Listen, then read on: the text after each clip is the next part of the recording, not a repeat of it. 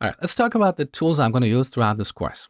In terms of my browser, I'm going to use Google Chrome and Chrome DevTools. But in some lessons, I will switch to Firefox, which you can get from mozilla.org. Firefox has this fantastic DevTools, which is more pretty than Google Chrome, but it also has some additional features, which we're going to talk about later in the course. Now, in terms of my editor, I'm going to use Visual Studio Code or VS Code, which you can get from code.visualstudio.com, the same editor we use in the first two parts. You're welcome to use your favorite editor, but in this course, I'm going to show you some really cool extensions for VS Code that makes it a lot easier to write HTML and CSS code. So here in VS Code, let's open up the extensions panel. The first extension we're going to use is HTML CSS support. It's right here.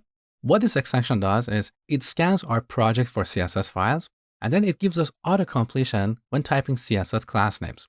Here's an example. Let's go to this file, just a basic playground file. So we have this div, and we want to give it a class. If we type H, we can see all CSS classes that start with H. So this is really handy. Now, the second extension we're going to use is CSS Peek. It's right here.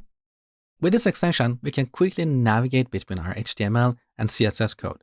So back to the previous example, with CSS Peek installed, if we hold down the Command key on Mac or Control key on Windows, then we can click on this class and go to its definition in our CSS file. As you can see over here, we have two definitions of this class. Here's the first one. Here's the second one, where we redefine this class for screens that are wider than 800 pixels. So CSS Peek makes it really easy to navigate back and forth between our HTML and CSS files. Now, the next extension we're going to use is Prettier, right here. We use this extension for formatting our code. Now, once you install this, then I want you to go to Code, Preferences, Settings, and search for Format on Save. Make sure this option is enabled, so every time we save our file, Prettier kicks in and automatically reformats our code. The next extension we're going to install is Highlight Matching Tag, right here.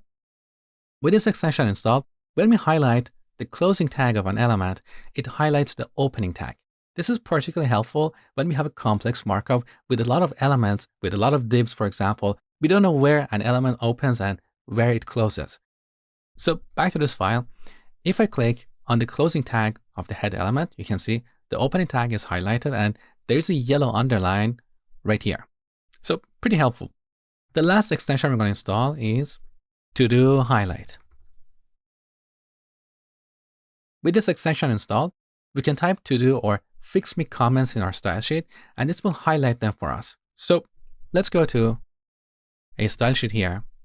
If I type a comment and start it with to-do, look, it just got highlighted. We can also say fix me. I think that's pretty cool. Now, the last tool we're going to use in this course is Git. We use Git for tracking our project history and deploying it on the internet in the future. If you're not familiar with Git, don't worry at all. We're not going to use many of the Git features. We're just going to stick to the very basics. And by the way, I have a comprehensive 6-hour course on Git in case you're interested to learn more. So to get Git, go to git-scm.com. Download the latest version. It's pretty easy. It takes only a few seconds. With all that, we're ready to start our project.